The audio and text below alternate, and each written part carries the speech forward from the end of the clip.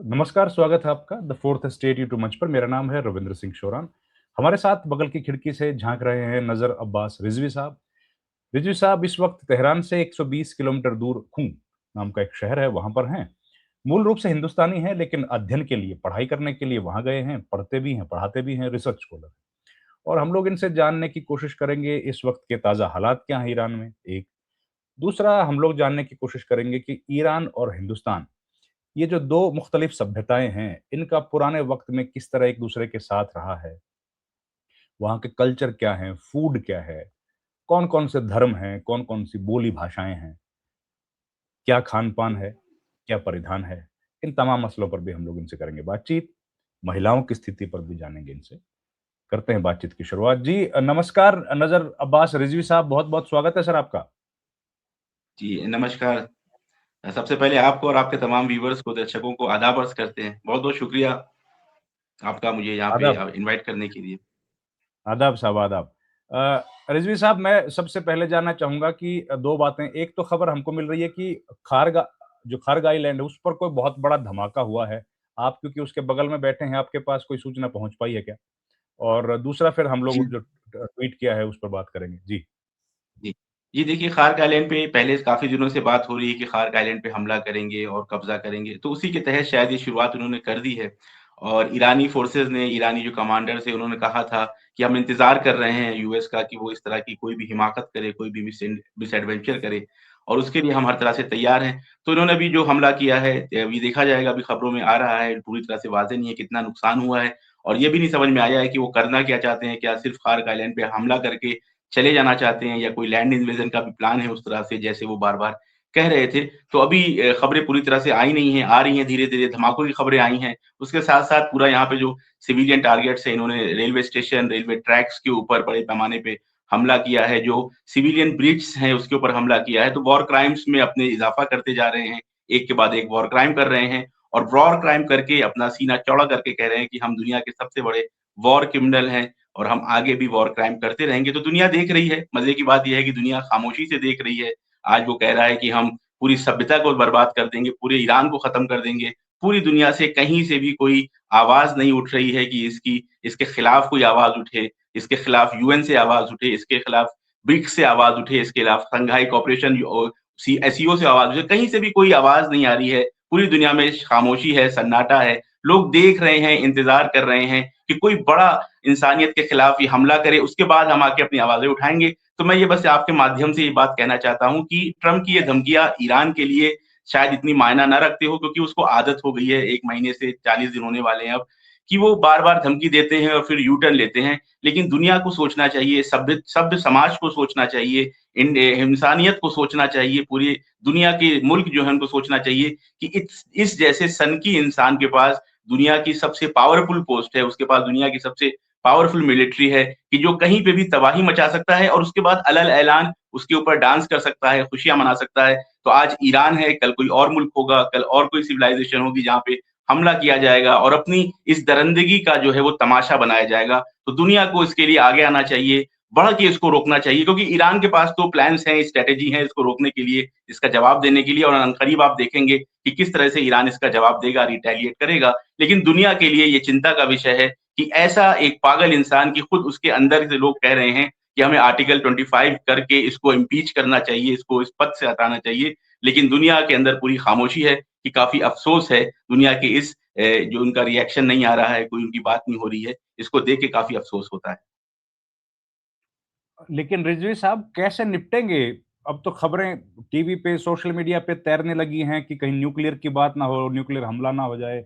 आप लोग के पास इतना क्या जज़्बा है? कैसे आप अपने आप को बचा पाएँगे? क्योंकि सिविलियंस को बचा पाना बड़ा मुश्किल, आपके लिए बहुत बड़ा चैलेंज होगा। जी, देखिए रवीन जी, ईरान जो है उसके अंदर 90 मिलियन आबादी है, 9 करोड़ लोग हैं। फ़र्ज़ करिए बफ़र्ज़ मुहाल, खुदा न ख़ास्ता अल्लाह ना करे न्यूक्लियर वेपन का इस्तेमाल किया भी जाता है, तो न्यूक्लियर वेपन से कितने लोगों को ये मारेंगे, कितने लोगों को शहीद करेंगे?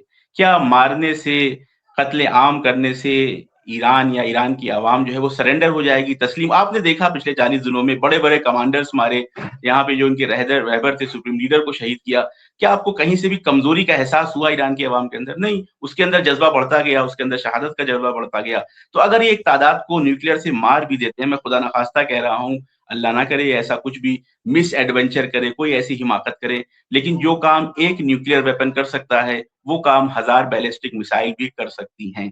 ईरान, इज़राइल का, वेस्टर्न एशिया के ममालिक का एयर डिफेंस बहुत कमज़ोर हो चुका है, खत्म हो चुका है। तो अगर इस तरह का कोई एडवेंचर करते हैं ये, मिसकैलकुलेशन करके न्यूक्लियर मारते भी हैं, तो एक तादाद कितने 1 लाख, 2 लाख, 5 लाख लोगों को ये शहीद करेंगे। बाकी की जो 9 करोड़ की जनता है, उसके अंदर फिर जो इंतकाम का जज़्बा होगा, वो पूरे इज़राइल को, पूरे वेस्ट एशिया को जो है वो उसको इतना बड़ा नुकसान होने वाला है पूरी दुनिया में। उसके बाद आप देखिए अभी तो सिर्फ़ स्ट्रेट ऑफ होर्मुज़ कंट्रोल्ड है, पूरी तरह से बंद नहीं है। फिर जो संकट आएगा गैस का, तेल का, बाब-ए-मंदब बंद होगा और बड़े पैमाने पे तबाही जो मचेगी, उसके लिए ईरान तैयार है, आमादा है और इनके पास मुख्तलिफ तरह की स्ट्रैटेजीज़ हैं कि जिसको वक़्त आने पे ये सरप्राइज़ के तौर पे इस्तेमाल करेंगे। और मैं यहाँ पे एक चीज़ और हाइलाइट करना चाहता हूँ कि अमेरिका और इज़राइल का नेचर ये है कि जब ये मार खाते हैं या जहाँ से इनको ये डर होता है कि रिटेलिएशन में हमको भी मार पड़ेगी, वहाँ पे वो इस तरह के नुकसान नहीं पहुँचाते।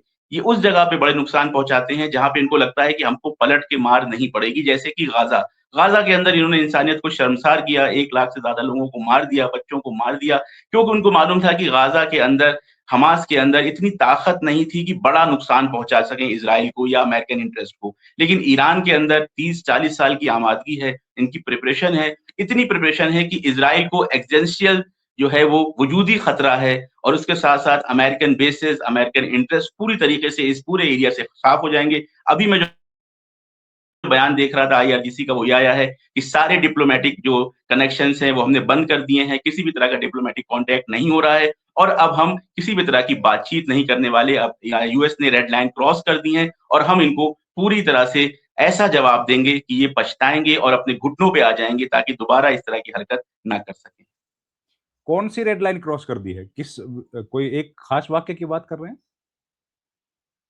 क्या इस देखिए, धमकी की बात इन्होंने कर रहे हैं? पहले कहा था, पहले आप देखेंगे कि जो ट्रम्प के यू टर्न्स होते हैं ना, अगर आप ट्रम्प के यू टर्न्स गिने या उसके ऊपर एक किताब लिखी जाए तो एक मोटी किताब बन जाएगी। ट्रम्प ने कहा था कल के शायद ट्वीट में या परसों के ट्वीट में कि हम जो है ब्रिज पे अटैक करेंगे, पावर प्लांट्स पे अटैक करेंगे, वाटर प्लांट्स पे अटैक करेंगे और उसके लिए जो उन्होंने वो दी थी टाइमलाइन, वो आज रात की दी थी, यानी ईरान के हिसाब से कल सुबह 3 साढ़े 3 बजे। लेकिन उससे पहले ही जो है इन्होंने अटैक करना शुरू कर दिया रेलवे ब्रिज के ऊपर, रेलवे ट्रैक्स के ऊपर, रेलवे स्टेशंस के ऊपर और जितने भी पुल्स हैं, जितने भी इनके ब्रिज हैं, इसके साथ-साथ खर्क आइलैंड, जो सबसे बड़ी रेड लाइन मुझे लगता है वो ये है, खर्क आइलैंड पे हमला करना, ये कह के कि हम ईरान की जो है रीढ़ की हड्डी तोड़ देंगे, हम ईरान की लाइफ़लाइन तोड़ देंगे। तो आप मुझे ये बताइए रवींद्र जी कि 40 दिनों से जंग चल रही है, क्या ईरान ने कोई इंतज़ाम नहीं किया होगा कि खर्क आइलैंड के ऊपर हमला होगा? उनको नहीं पता है कि खर्क आइलैंड के ऊपर हमला कर सकता है यूएस। तो पूरी प्रिपरेशन है, बैकअप प्लान है, स्ट्रैटेजी है। अब जो रिटेलिएशन होगा अगले कुछ घंटों के अंदर, वो दुनिया देखेगी और फिर वो सरप्राइज़ेज़ सामने आएँगे कि जिसकी बार-बार ईरान ने बात करी है कि हमारे पास ऐसे बहुत से सरप्राइज़ेज़ हैं। तो असल बात ये है कि ईरान ने ये कह दिया है कि अब किसी भी तरह की बातचीत, किसी भी तरह की सीज़फायर की बात नहीं होनी चाहिए। अब ये जंग बड़े पैमाने पे आगे बढ़ेगी और उसकी शुरुआत यूएस ने और इज़राइल ने कर दी है। साथ-साथ ये भी हाइलाइट रहे कि इस जो उन्होंने वॉर क्राइम्स को शुरू किया है, पहली जंग का पहला रोज़ भी वॉर क्राइम से था, बच्चियों को मारा गया और आज फिर जब ये एस्केलेशन हो रहा है, उसमें भी शुरुआत वॉर क्राइम से है, सिविलियन स्ट्रक्चर से है और इनके ऑयल स्ट्रक्चर के ऊपर अटैक किया गया है। तो अब जो हमला होगा, वो वेस्ट एशिया के जितने भी अमेरिकन इंटरेस्ट हैं, चाहे वो ऑयल हो, चाहे वो गैस हो, चाहे वो इज़राइल के अंदर मुख्तलिफ टारगेट्स हों, उस पे बड़े पैमाने पे हमला होने वाला है और उस अनकरीब हम उस हमले को देखेंगे। भाई रिजवी साहब देखिए मैं तो बड़ा दुखी हूँ। भाई रिजवी साहब देखिए मैं तो बड़ा दुखी हूँ, है ना? देखा होगा। लेकिन मुझे तो व्यक्तिगत तौर पर बड़ा लेकिन नुकसान मुझे तो बहुत गलत व्यक्तिगत लग तौर रहा है। पर बड़ा नुकसान क्योंकि बहुत गलत लग रहा मैं है, खुद की महात्मा गांधी की क्योंकि पढ़ाई का मैं छात्र हूँ। खुद की महात्मा गांधी बड़ी की तकलीफ पढ़ाई का होती है। छात्र हूँ और तो मुझे गारत बड़ी तकलीफ होती है। पर वो चलिए तो गारत पत्रकार हैं, क्या पर वो चलिए जी, रवींद्र जी पत्रकार हैं, देखिए देखिए क्या शांति सबको पसंद है, लेकिन अगर आपके घर पे कोई हमला करे, आपके मुखिया को मार दे और फिर आपको धमकी दे कि हम नहीं करोगे तो हम मार देंगे, हम खत्म कर देंगे और 40 दिन से मुसलसल नुकसान पहुँचा रहा है, बच्चों को मार रहा है। क्या ऑप्शन है ईरान के पास अगर वो जंग ना करे? आप बताएँ। वो तस्लीम हो नहीं जाए, ईरान अपनी गैरत को खत्म कर दे, ऐसे ज़ालिमों के आगे तस्लीम हो जाए। उनके पास ऑप्शन नहीं है ईरान के पास कि अगर यहाँ पे वो जंग को रोक देता है, कमज़ोरी का एहसास कराता है, तो मैं आपको मिसाल देता हूँ क्यूबा की। आप देखें क्यूबा के पास रिटेलिएशन का पावर नहीं है, तो क्यूबा की बिजली कटी हुई है, पानी नहीं है, मेडिकल फैसिलिटीज नहीं है। जो वॉर क्राइम्स क्यूबा के अंदर हो रहे हैं वो क्यों हो रहे हैं? क्योंकि क्यूबा के पास ताकत नहीं है कि वो पलट के जवाब दे सके, पलट के मार सके। इस वजह से आप क्यूबा की खबरें जो हैं वो मेन स्ट्रीम मीडिया में भी नहीं देख रहे हैं। तो यूएस का नेचर है ये कि दबाता है। यूएस आता है, चाहता है आपको दबाए, आपको धमकाए, आपका नुकसान करे और फिर ये कहे कि आइए सीज फायर कर लीजिए। देखिए सीज फायर का मतलब है यहाँ पे पूरी तरह से झुक जाना, पूरी तरह से तस्लीम हो जाना, अपनी गैरत को खत्म कर देना। और ये चीज फिलहाल ईरान ने कबूल नहीं किया है। और इंशाल्लाह आप देखेंगे कि इस जंग के बाद इस पूरे खित्ते से, इस पूरे रीजन से जब यूएस फोर्सेस चली जाएंगी तो लॉन्ग लास्टिंग जो है, लंबे समय तक शांति बरकरार होगी और उसका असर फिर पूरी दुनिया पे दिखाई पड़ेगा। तेल, ऑयल, गैस का भी संकट नहीं रहेगा। लेकिन ये प्रोसेस, पूरे प्रोसेस से दुनिया को गुजरना है, जिसकी शुरुआत अमेरिका और इजराइल ने करी है।